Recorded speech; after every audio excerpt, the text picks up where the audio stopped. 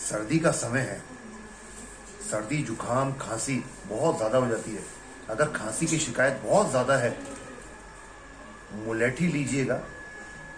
मुलेठी के छोटे छोटे टुकड़े कर लीजिए और इसको मुंह में डालने के बाद में अच्छे से चूसिएगा। खांसी में तुरंत प्रभाव से बहुत अच्छा असर पड़ जाएगा। मुलेठी लीजिएगा, अगर खांसी हो रही है एकदम राहत मिलेगी। ये वीडियो कैसा लगा, लाइक और सब्सक्राइब करना मत भूलिएगा। Thank you so much.